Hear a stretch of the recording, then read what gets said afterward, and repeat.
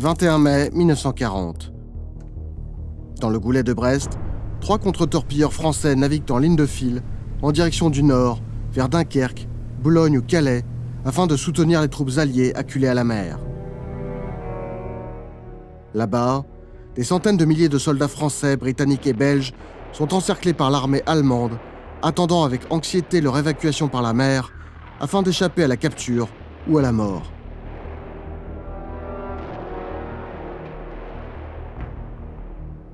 Sur ces 3 navires, le Jaguar, le Chacal et le Léopard, aucun ne revit jamais Brest. Si les récits pullulent sur le miracle de Dunkerque, sur ces héroïques petits navires civils et militaires anglais qui évacuèrent l'armée britannique et un peu plus de 100 000 soldats français, les sauvant ainsi de la capture ou de la mort, bien peu rendent hommage aux soldats et navires français s'étant battus et sacrifiés pour permettre ce sauvetage. Le documentaire que vous allez voir aujourd'hui, basé sur des archives exceptionnelles, a pour ambition de réparer cet oubli.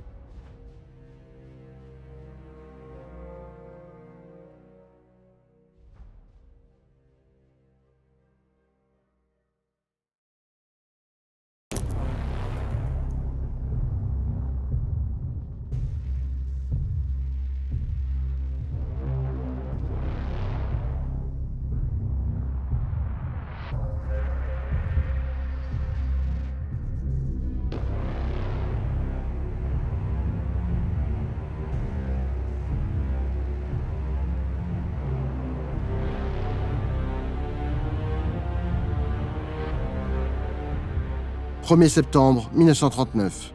Les troupes allemandes envahissent la Pologne. En réaction, 2 jours plus tard, Londres et Paris déclarent la guerre à l'Allemagne. Mais les chars et les divisions mécanisées allemandes progressent vite, très vite, trop vite, appuyés par la Luftwaffe omniprésente.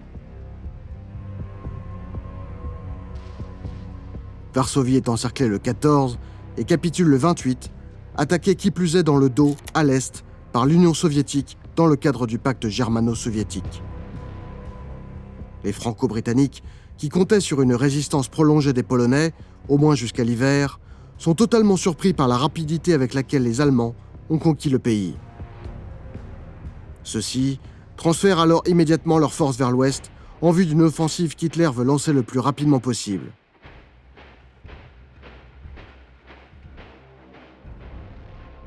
Sur le papier, les forces en présence sont plutôt équilibrées. La France dispose d'une centaine de divisions, dont 86 réparties entre la frontière suisse et la mer du Nord, et 5 face à l'Italie dans les Alpes. La Grande-Bretagne envoie 10 divisions britanniques sur le continent, bien loin des 85 présentes en 1918. La France compte également sur la fameuse ligne Maginot, cette ceinture fortifiée le long de la frontière avec l'Allemagne, son artillerie, ses réseaux de casemates et d'abris profonds, tout un système destiné à rendre la percée frontale extrêmement coûteuse.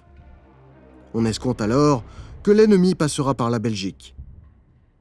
La bataille décisive aura donc lieu là-bas, et non sur la frontière française.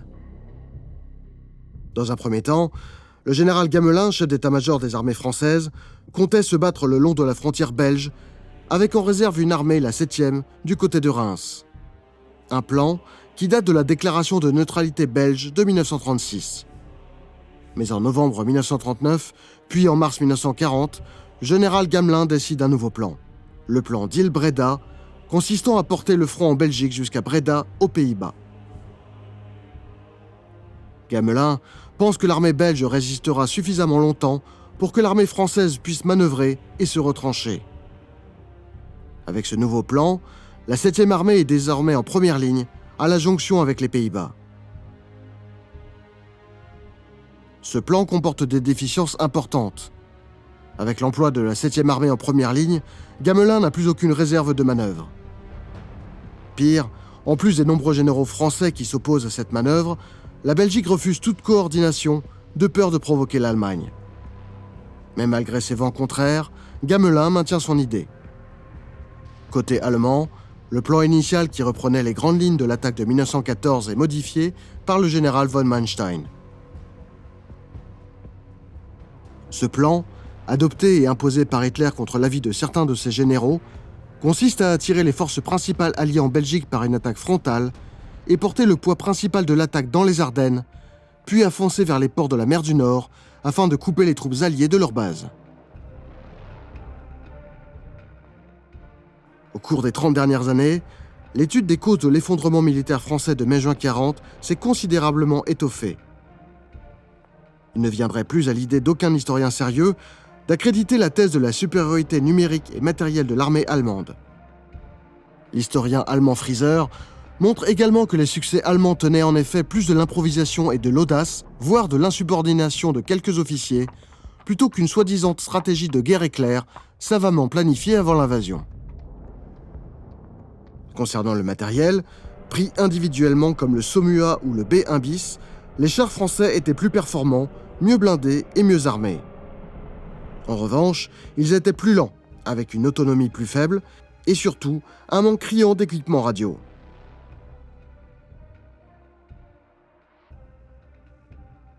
Les Allemands n'alignent au printemps 1940 qu'environ 2500 blindés contre 3600 pour les Alliés. Mais les Allemands les regroupent dans des divisions mécanisées autonomes, quand les Français, eux, ont dispersé les leurs sur tout le front. Il en va de même pour l'aviation. Pire, alors que les Français étaient pionniers dans la doctrine blindée après la fin de la Première Guerre mondiale, en 1939, l'état-major français considère le char principalement comme un soutien de l'infanterie. Par ailleurs, les Allemands ont une incontestable supériorité matérielle dans un domaine dont nous avons longuement parlé pendant la campagne de Norvège, l'aviation.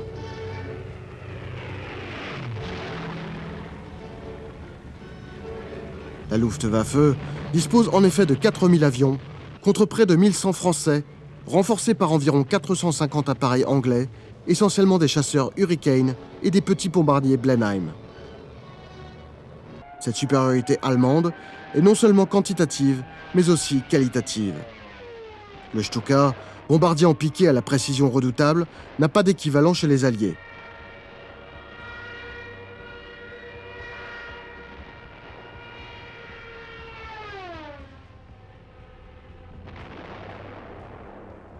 Et le Messerschmitt 109 est supérieur aux chasseurs français Morane 406 et aux Hurricane anglais. Surtout, la Royal Air Force, l'armée de l'air britannique, souhaite conserver la majorité de ses avions sur son sol pour un éventuel engagement dans le ciel anglais. L'aviation allemande a également plus d'expérience, massivement engagée lors de la guerre civile espagnole et en Norvège. Enfin, à tout cela, s'ajoute le problème du commandement. En décembre 1939, à la différence de 1918, le commandement allié est mal coordonné et les responsabilités se chevauchent. Gamelin n'a en effet pas autorité sur l'armée de l'air sous les ordres du général Villemain, qui ne partage même pas le même QG. Le général Gort, commandant le corps expéditionnaire britannique, intégré au groupe d'armée numéro 1 du général français Biot, dispose d'une large autonomie. Pendant plusieurs mois, rien ne se passe sur le front, c'est la drôle de guerre. Et pendant que les Allemands poussent l'entraînement de leurs forces, côté français, Gamelin mise sur le confort et la distraction de la troupe. Les vedettes ne sont que d'occasion, mais l'essentiel et le meilleur du programme sont dans le bonheur de savoir rire qui réjouit le cœur de chaque spectateur. Pendant ce temps, à Dunkerque, le vice-amiral Jean-Marie Abrial, commandant les forces maritimes du Nord, installe son poste de commandement. C'est là, à partir de la mi-mai, qu'il va organiser non seulement la défense maritime, mais aussi la défense terrestre de la place. Après plusieurs reports dus à la météo, Hitler fixe finalement la date de l'offensive au 10 mai 1940.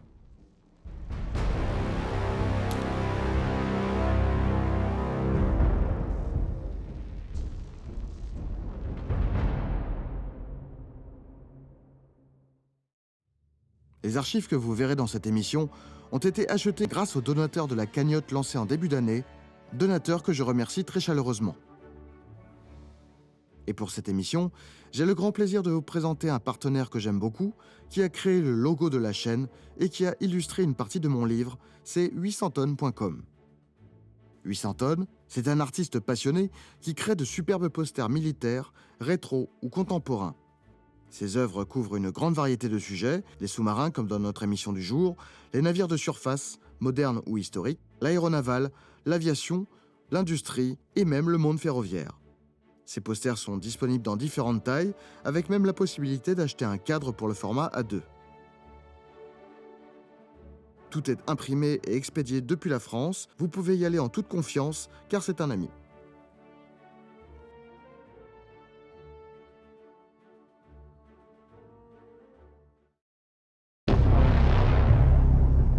10 mai 1940. À l'aube, les parachutes s'ouvrent dans le ciel des Pays-Bas et de la Belgique. Des ponts tombent intacts, d'autres sautent trop tard et les aérodromes sont attaqués par surprise.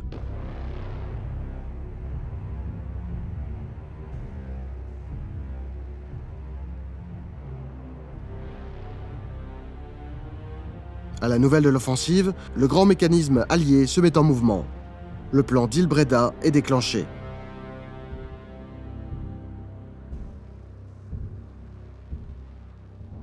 Mais malgré les renseignements sur les manœuvres allemandes, aucune unité n'a été mise en alerte et les préparatifs prennent du temps. La première armée et le corps expéditionnaire britannique franchissent la frontière vers midi, alors que le gros des forces blindées allemandes a pénétré au Luxembourg et dans les Ardennes belges dès 5h30.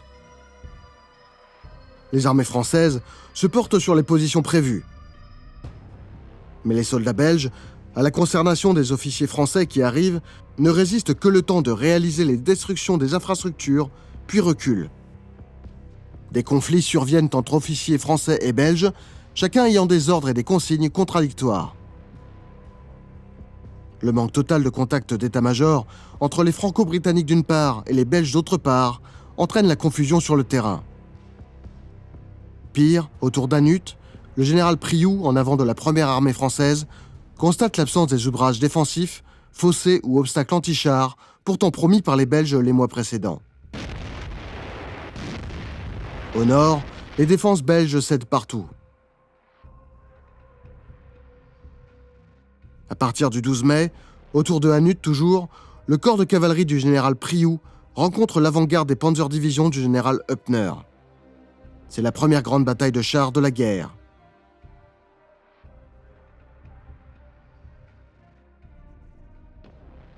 Les Saumur français montrent alors leur supériorité et détruisent de nombreux panzers.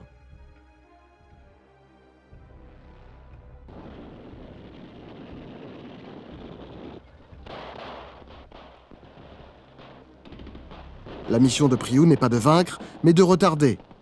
Progressivement, ces divisions se replient en bon ordre. Elles ont acheté ce qu'il fallait. Du temps pour que la première armée du général Blanchard s'installe entre Wavre et Gembloux à partir du 14 mai. La 6e armée allemande attaque massivement, appuyée par les Stuka, mais les Français tiennent, appuyés par une artillerie redoutable et les canons anti-chars de 47 mm.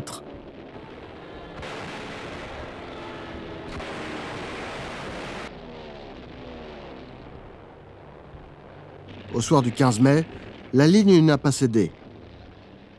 Côté matériel, les Allemands ont déjà perdu 210 chars contre 105 côté français.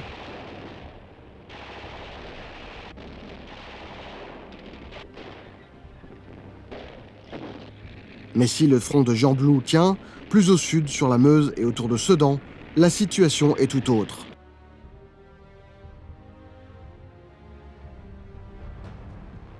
Les 6 divisions stationnées autour de Sedan, sous les ordres du général Hutzinger, sont des divisions de second rang, mal équipées, peu entraînées et composées de réservistes plus âgés. Le front à tenir dépasse largement les 100 km. Bien trop long au vu des effectifs mal organisés par Hutzinger. Le général Korap, commandant la 9e armée, a tenté d'avertir Gamelin de la faiblesse de ses unités, de la pauvreté de leur dotation en véhicules et surtout en moyens anti-chars modernes. Face à ces inquiétudes, Gamelin lui répondit en étonnant « La Meuse, Korap, ça ne m'intéresse pas ». Les Allemands, eux, y engagent 7 de leurs 10 divisions blindées, ainsi que leurs divisions d'infanterie les mieux équipées, aux ordres des généraux Hoth, Guderian et Rommel.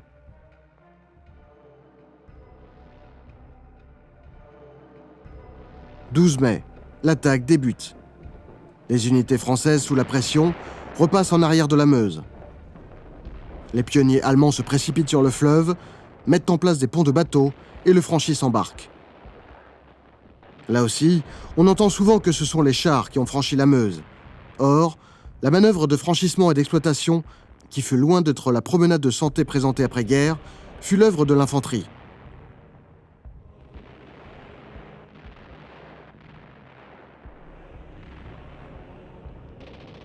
« 13 mai. Malgré la résistance française, 2 têtes de pont se forment sur la rive gauche.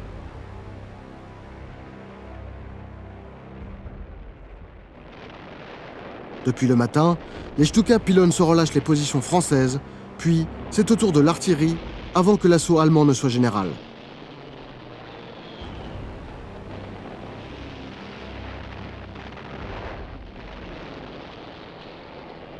L'infanterie débordée reflue en désordre. Les contre-attaques, faibles et mal organisées, sont vite repoussées.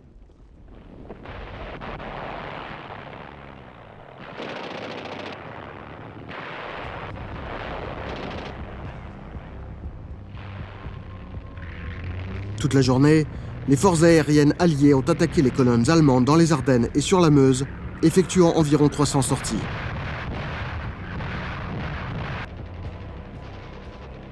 « 300 sorties, alors que de son côté, la Luftwaffe en a effectué plus de 3000, engageant jusqu'à plus de 1000 avions en même temps sur le secteur de Sedan lors de l'assaut.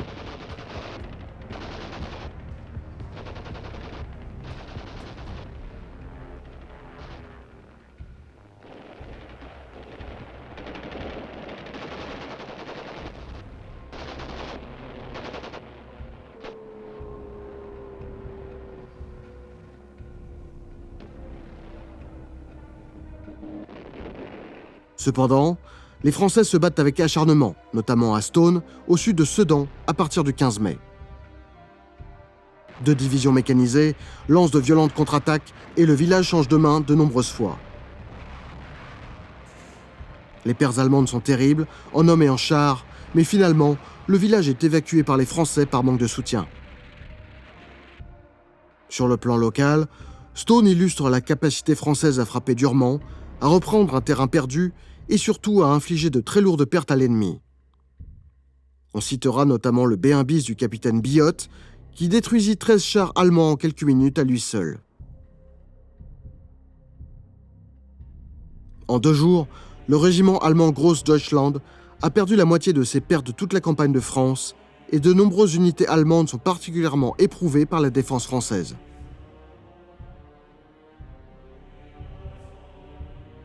À Montcornet, le 17 mai, c'est le colonel de Gaulle, à la tête de la nouvelle 4e division cuirassée, qui obtient également un petit succès tactique, infligeant de lourdes pertes aux Allemands et reprenant des points stratégiques.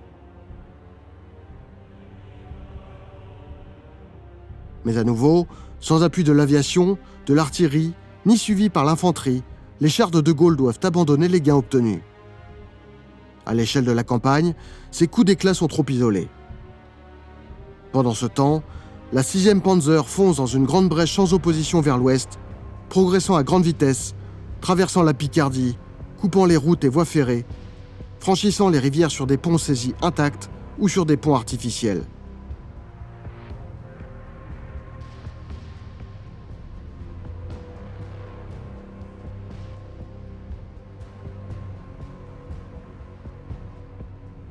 Au soir du 15 mai, Paul Reynaud, président du Conseil, appelle Churchill, le Premier ministre britannique. La route de Paris est ouverte, la bataille est perdue. Le Quai d'Orsay et plusieurs ministères brûlent leurs archives, un vent de panique gagne la capitale. 16 mai, Churchill et ses généraux arrivent à Paris en catastrophe. La réunion a lieu à 17h au Quai d'Orsay avec Reynaud, Daladier, Gamelin et Darlan. L'ambiance est lourde. La conférence commence par le sombre exposé de la situation militaire.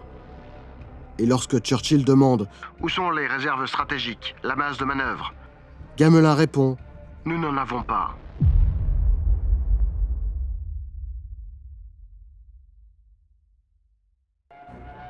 Les Français, arguant de l'effet désastreux des attaques de la Luftwaffe sur la troupe, réclament l'envoi immédiat de la RAF. Mais Churchill s'y oppose. Il évoque la défense primordiale du ciel anglais, ne promet rien et sort ébranlé de la réunion. Dans le télégramme qu'il envoie le soir même au cabinet de guerre anglais, s'il propose d'envoyer plus de chasseurs en France, Churchill pense déjà à la suite. Si tout échouait, la RAF aiderait le corps expéditionnaire britannique à évacuer. Plus tard dans la soirée, il se rend au domicile de Reynaud et lui rend compte du télégramme et donc il envisage déjà l'embarquement des troupes anglaises. Depuis son arrivée au pouvoir, Reynaud voulait remplacer Gamelin. Il demande alors au vieux général Weygand, 73 ans, commandant en Syrie, ancien chef d'état-major de Foch lors de la Première Guerre mondiale, et à Pétain, 84 ans, ambassadeur en Espagne, de rentrer en France. 18 mai, le gouvernement est remanié et Pétain devient vice-président du Conseil. En attendant son remplacement, Gamelin lance sa dernière directive, une double attaque. La première armée doit attaquer vers le sud-ouest, pendant que les éléments au sud de la Somme attaqueraient vers le nord-ouest, coupant ainsi la percée des Panzers et les isolant de leur base. Cette manœuvre, théoriquement intéressante, est irréalisable. Au nord, le groupe d'armée numéro 1 se bat avec acharnement contre les Allemands. Au sud, les seules unités disponibles se battent déjà à Montcornet, comme nous l'avons vu. En Belgique, le général Georges, commandant les forces françaises en Belgique, apprend que Lord Gort, commandant le corps expéditionnaire britannique, aurait décidé de reculer vers la côte en vue d'un rembarquement et propose de faire évacuer les Français et les Belges. Georges refuse et préconise de percer au sud en accord avec la directive Gamelin. 19 mai, le général Weygand remplace Gamelin à la tête des armées françaises et reporte l'offensive en cours d'organisation, rajoutant ainsi de la confusion. Les Britanniques prévoient toujours de participer à l'offensive, mais l'idée de l'évacuation commence à prendre de l'importance. Le général Gort estime que les Français ne sont pas capables de mener une offensive de dégagement, mais se concerte tout de même avec le général Blanchard, commandant la première armée, et le général Priou pour coordonner l'effort vers le sud. À Arras, une violente offensive britannique, appuyée par les Français, frappe le flanc des colonnes allemandes. Sur le moment, la surprise est réelle. Le flanc allemand est enfoncé et certains commandants, dont le général Rommel, craignent une attaque de grande ampleur. Mais l'effort reste trop limité et la contre-attaque allemande renvoie finalement les Alliés au point de départ.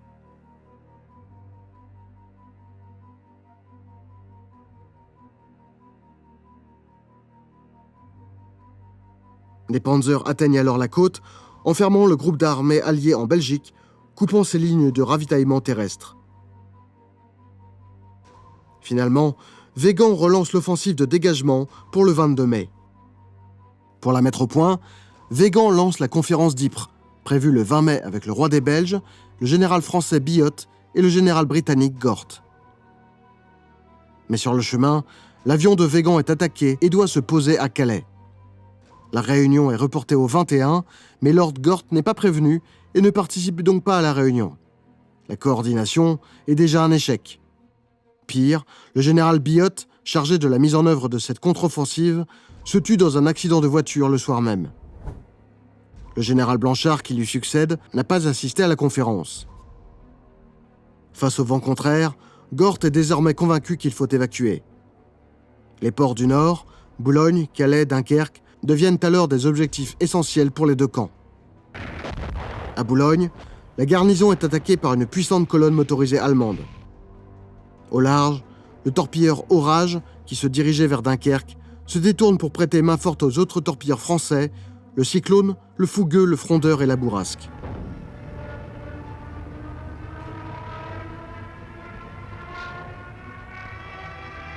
En pleine action, l'Orage est touché par les bombes de l'aviation allemande.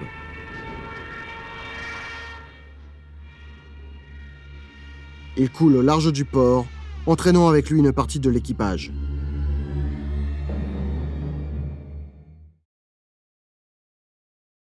Le 23 mai, c'est au tour du contre-torpilleur Jaguar d'être touché de nuit, devant le port de Dunkerque cette fois, par une vedette lance-torpille allemande.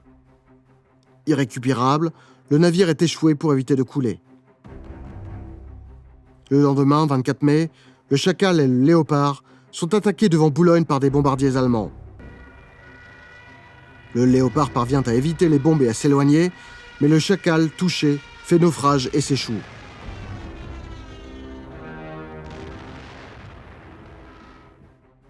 Ces pertes précèdent l'évacuation de Dunkerque. Elles illustrent déjà le prix payé par la marine française pour tenter de tenir encore les ports, de ralentir l'avance allemande et de sauver des soldats. 23 mai, l'avance allemande continue. Boulogne et Calais sont maintenant encerclés. Dunkerque est désormais le seul port encore libre. 24 mai, au petit matin, l'avant-garde de Guderian est à 35 km de Dunkerque et rien ne semble pouvoir empêcher la prise du port.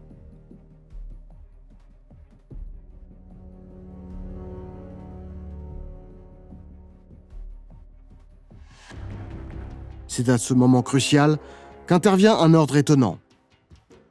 En effet, Hitler ordonne aux divisions blindées de stopper. Göring, commandant en chef de la Luftwaffe, apprenant l'encerclement des forces alliées, voit en effet l'occasion de faire briller l'aviation en écrasant les Franco-Britanniques sous les bombes. Il en fait immédiatement la proposition à Hitler, qui en accepte le principe, mais sans donner de directive aux forces terrestres. Parallèlement et par pure coïncidence, le général von Rundstedt, commandant le groupe d'armée A, décide de faire une pause aux blindés le 24, en accord avec le général von Klug, provoquant ainsi la colère de ses subordonnés. En effet, von Rundstedt a été impressionné par l'attaque alliée sur Arras et par celle des Français sur Cambrai. Les deux généraux allemands, comme Hitler d'ailleurs, ont participé à la Première Guerre mondiale et ont du mal à croire à une victoire aussi facile contre les Français. Ils savent aussi que leurs troupes ont subi de très lourdes pertes malgré leur avancée spectaculaire. Certaines divisions ont perdu près de la moitié de leur effectif en hommes et en équipement. Les Allemands surestiment les réserves françaises disponibles et s'attendent à une contre-attaque massive. Hitler approuve ce plan, qui entre en adéquation avec celui de Göring.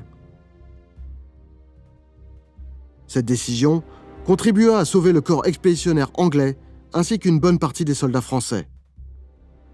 Contribution, car les Allemands sont également retardés devant Boulogne, encerclés depuis le 22, évacués par les Anglais, mais tenus par les Français qui résistent farouchement.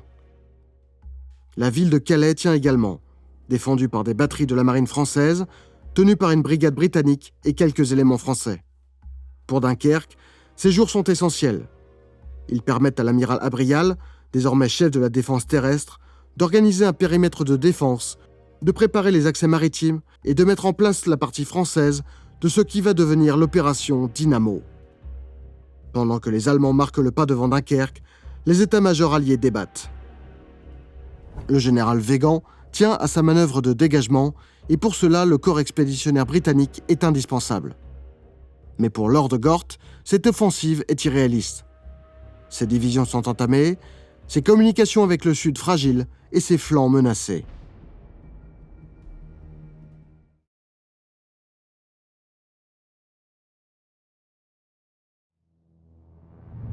« 24 mai au soir.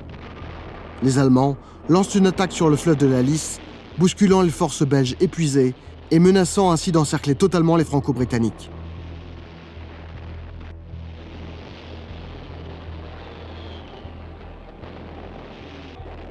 « 25 mai. L'avance allemande est de plus en plus menaçante. Le général Gort, préoccupé par la situation, finit par envoyer au nord les deux divisions anglaises initialement prévues pour la contre-attaque vers le sud. Blanchard, conscient que son flanc gauche est menacé, est lui aussi obligé d'envoyer en urgence une division en avant d'Ypres.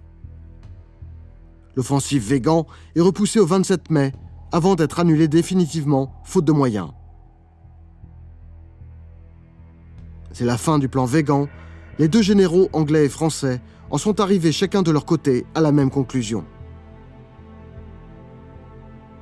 Pendant ce temps, à Londres, Churchill reçoit le rapport du général Speer, officier de liaison auprès de Paul Reynaud, affirmant que la manœuvre de Weygand n'a aucune chance de réussir. Pour lui, la seule solution est le rembarquement.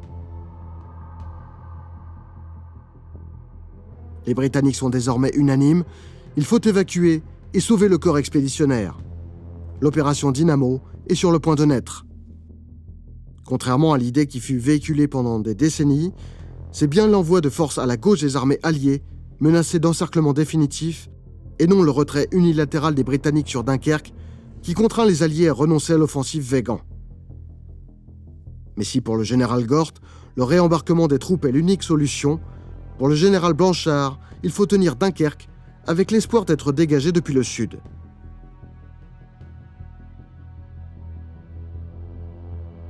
« 25 mai, toujours, le port de Boulogne tombe aux mains des Allemands. Ce même jour, les Belges préviennent les Alliés qu'ils sont au bord de l'effondrement. Pendant ce temps, Weygand, qui a renoncé à l'attaque vers le sud, envisage maintenant la constitution d'un réduit englobant Boulogne et Calais, passant par Béthune, Lille et Ypres. Avec la défaillance des communications, il ignore que Boulogne est déjà tombée et que Calais est également sur le point d'être prise par les Allemands. Pendant cette période de flottement français, les Britanniques, eux, planifient activement l'évacuation de leurs troupes. Les unités non combattantes ont d'ailleurs déjà commencé à quitter la France. À Londres, c'est l'amiral Ramsay qui est chargé d'organiser la partie maritime de l'opération. À nouveau, contrairement à ce qui est souvent lu, l'opération n'est pas montée dans le plus grand secret et unilatéralement par les Britanniques. Ramsay à Londres et le Français Abrial à Dunkerque communiquent activement par état-major interposé et coordonnent ensemble l'opération. Néanmoins, Ramsay ne consulte pas Abrial sur les objectifs britanniques globaux.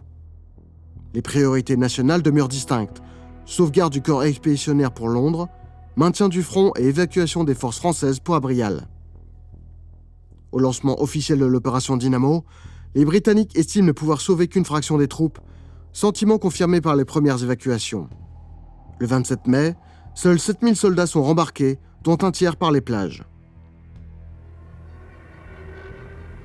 Le port de Dunkerque est pilonné par l'aviation, ce qui complique son utilisation.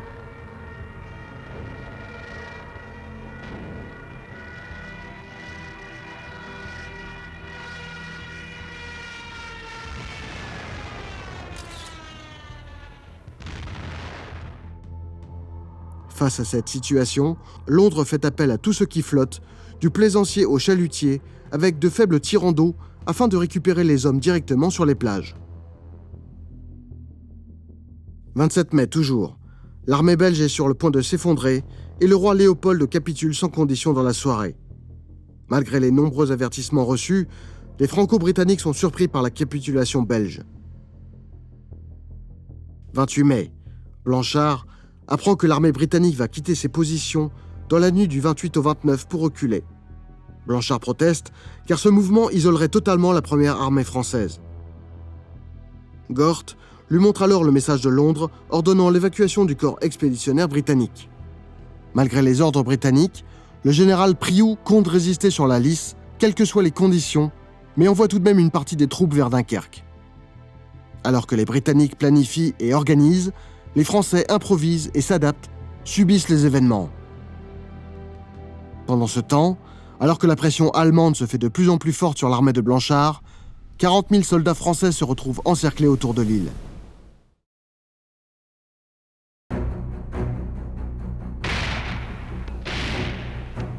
À Lille, les divisions encerclées de la première armée française défendent farouchement la ville sous le commandement du général Molinier, infligeant de très lourdes pertes aux Allemands et capturant même un général ennemi. 30 mai, la défense ne faiblit pas.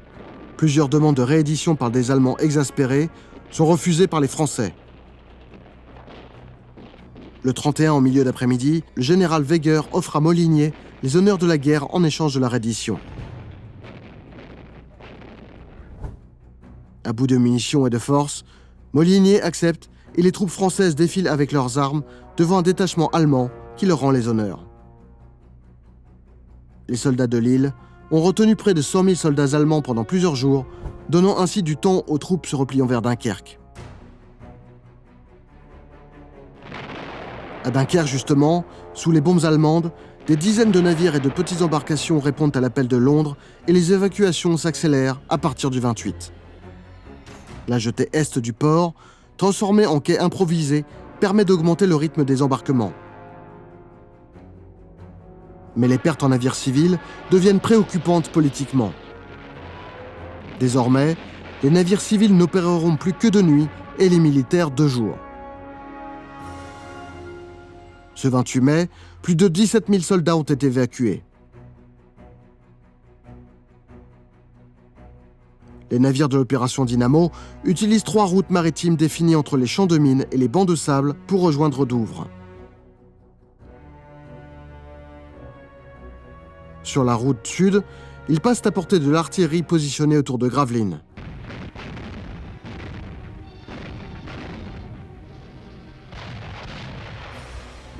Sur la route nord, ils sont harcelés par les vedettes lance-torpilles allemandes.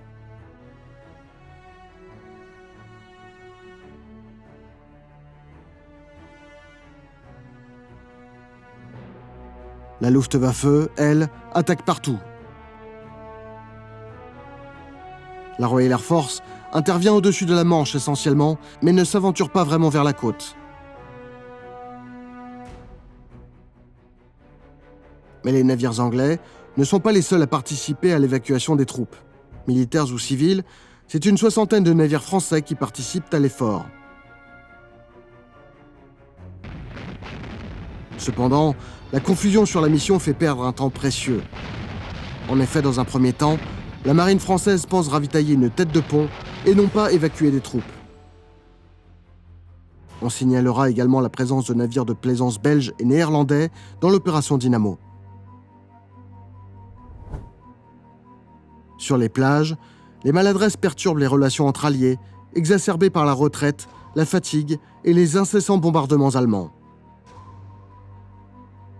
Les Britanniques donnent logiquement la priorité à l'évacuation des soldats anglais et l'embarquement se fait par unités constituées afin de conserver la discipline. Ça et là, des soldats français isolés tentent de forcer l'embarquement et sont refusés parfois à coups de crosse de fusil. Cette image de panique française a longtemps eu cours chez les Britanniques, mais des soldats anglais se sont comportés de la même manière. Les tensions s'accroissent et le général Gort déclare même « Un soldat français embarqué est un soldat anglais perdu ». Autour de la poche de Dunkerque, la pression allemande se fait de plus en plus forte. De plus en plus de soldats sont faits prisonniers, comme le général Priou et son état-major le 29 mai. 29 mai, 7h30. Weygand, ignorant que 40 000 soldats sont encerclés à Lille, renonce à l'idée d'une tête de pont et donne enfin l'ordre d'évacuation par mer des soldats français. À Dunkerque et sur les plages, les évacuations continuent, mais les frictions demeurent. Des unités françaises, à qui les Anglais avaient promis l'embarquement, se voient finalement refuser l'accès et renvoyer défendre le périmètre alors qu'elles avaient saboté leur matériel lourd pour embarquer. Le 29, plus de 47 000 soldats sont embarqués, dont un peu plus d'un quart depuis les plages. Les navires subissent aussi les assauts de la Luftwaffe, de l'artillerie et les attaques des vedettes allemandes. Le 29 mai est d'ailleurs la journée pendant laquelle les marines ont payé le plus lourd tribut. 3 destroyers britanniques sont coulés, ainsi que des dizaines de navires marchands, chalutiers et plaisanciers. Le 30 mai, c'est le torpilleur français Bourrasque, rempli à craquer de centaines de soldats français, qui est touché. À la fois cible des bombardements aériens, de tirs d'artillerie depuis la terre, le navire coule avec 500 hommes coincés dans les cales.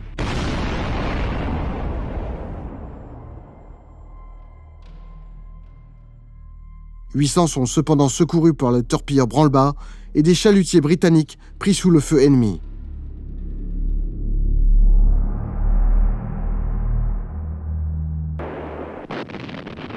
La pression des Allemands sur le périmètre ne faiblit pas. Les attaques se succèdent sur Dunkerque, sans succès. Une contre-attaque française fait même battre les Allemands en retraite par endroits. Côté français, le ressentiment sur la gestion anglaise des évacuations prend de l'ampleur et Londres s'en inquiète. L'état-major britannique, tout en confirmant que la mission principale est de sauver le corps expéditionnaire, demande à Gort et à Ramsay de faire plus d'efforts pour évacuer aussi des Français, dont moins de 10 000 ont été embarqués jusque-là. Pour favoriser l'embarquement, des quais sont improvisés depuis les plages et plus de 50 000 soldats sont évacués ce 30 mai. 31 mai, Paris. Une nouvelle réunion se tient avec entre autres Churchill, Reynaud et Weygand. Comme à Dunkerque, la tension entre les deux alliés est forte. Weygand reproche à Churchill le faible nombre de soldats français embarqués. Churchill répond à raison que la cause principale est l'ordre tardif d'évacuation donné aux troupes françaises. Il annonce avoir ordonné qu'il y ait autant de Français que de Britanniques évacués à égalité. Malheureusement, l'ordre n'est pas respecté par les officiers sur place, Gort en tête. Le Premier ministre britannique affirme également que 3 divisions anglaises resteront pour participer à la défense. Sur la question des renforts pour le front de la Somme, notamment de l'aviation, il reste évasif.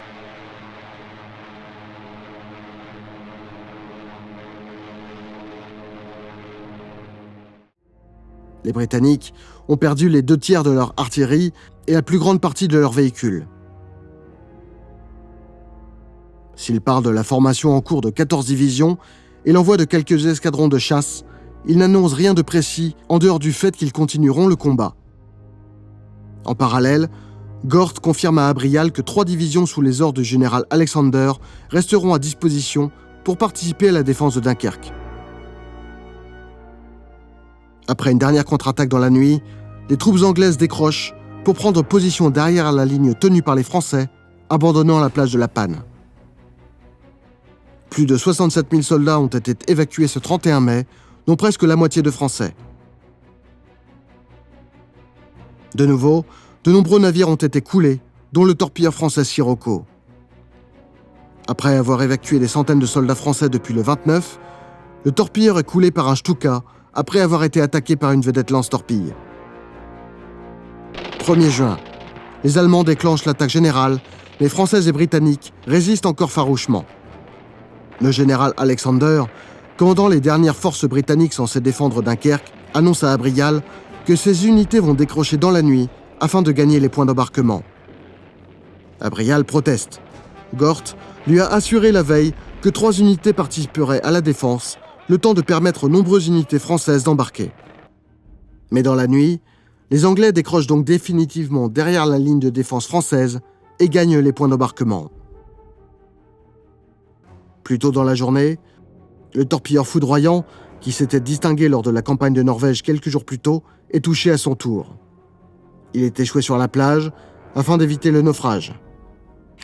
Depuis plusieurs jours, il avait effectué de nombreuses rotations sous les bombes allemandes, sauvant des centaines de soldats. D'autres petits navires alliés, comme le destroyer HMS Basilic, sont coulés le même jour. Le 2 juin, au petit matin, les Français lancent une contre-attaque violente et repoussent les Allemands. Mais épuisés, ils finissent par se replier. À 15 heures, ce sont les Allemands qui lancent plusieurs attaques simultanées, soutenues par un raid massif de Stuka. Il leur faut 2 heures pour progresser vers Dunkerque et sont finalement arrêtés par une contre-attaque française. Les Allemands sont impressionnés et exaspérés par la résistance française qui ne faiblit pas pendant que plus de 27 000 soldats ont pu être embarqués. S'il ne reste plus aucun soldat anglais à évacuer, la Royal Navy continue les rotations pour évacuer les Français. 3 juin, 4 heures du matin. Nouvelle contre-attaque française, rapidement arrêtée. À 6 heures, c'est au tour des Allemands d'attaquer depuis l'ouest, mais la résistance féroce des Français rend la progression lente et coûteuse. Dans la nuit du 3 au 4, les unités françaises, en dehors de quelques points d'appui, décrochent pour gagner le port et enfin embarquer. À nouveau, 25 000 soldats sont ainsi évacués. Mais vers 4 heures, le dernier navire, le HMS Shikari, avec plus de 400 Français à bord, quitte Dunkerque. Derrière lui, des navires sont sabordés dans les passes afin de bloquer le port. Alors que 35 000 soldats français attendaient leur tour, il n'y aura plus d'évacuation. Un peu avant 8 heures, les Allemands investissent la ville et le port. L'opération Dynamo est terminée.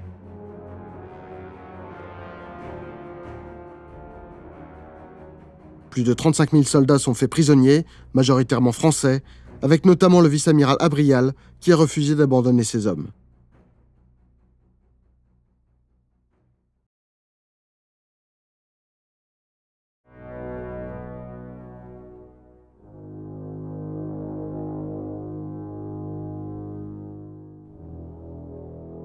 Au cours de l'opération Dynamo, près de 340 000 soldats ont été évacués, dont 123 000 soldats français et 16 000 Belges.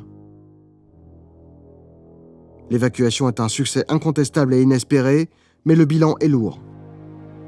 Plus de 11 000 hommes ont été tués dans les combats directs de la défense, sans compter les disparus en mer, environ 25 000.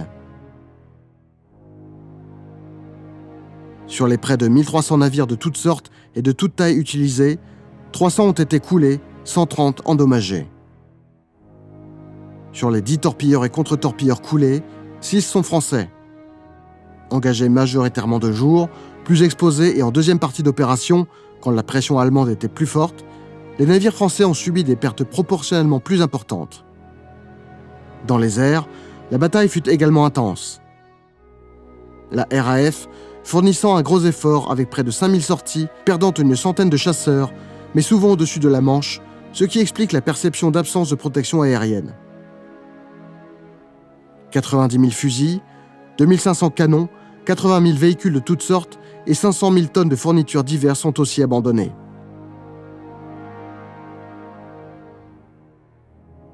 Les civils ont également payé un lourd tribut avec près de 1000 victimes. Dynamo est cependant un succès britannique retentissant dans l'opinion publique. Elle donna un coup de fouet moral à la population, aux armées britanniques, même si Churchill déclare qu'on ne gagne pas des guerres avec des évacuations. Les Allemands ont non seulement échoué à prendre au piège l'armée franco-britannique, mais ils ont en plus perdu une centaine d'avions et 12 000 hommes tués dans les combats de Dunkerque.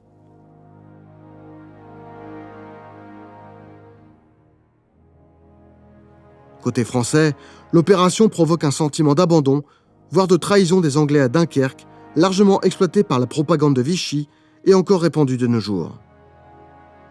Oui, les Français ont bien couvert les derniers embarquements. Oui, les Britanniques n'ont pas toujours été corrects dans cette opération. Mais c'est avant tout l'incapacité des généraux français, surtout Gamelin et Weygand, à prendre rapidement les bonnes décisions qui est en cause. L'ordre d'évacuation n'est donné que le 29 mai, alors que les Anglais embarquent depuis le 26. Ce délai a retardé l'organisation de l'évacuation des unités et celle de la flotte française, civile comme militaire. Une flotte française qui fut mal informée du but de l'opération dans les premiers jours, missionnée tardivement et qui a payé un lourd tribut, bien trop souvent oublié, lors de l'évocation de cette période. Avec la fin de l'opération Dynamo, la première partie de la bataille de France s'achève. Désormais, la France est seule et désorganisée, alors que l'armée allemande s'apprête à franchir la Somme et envahir le pays.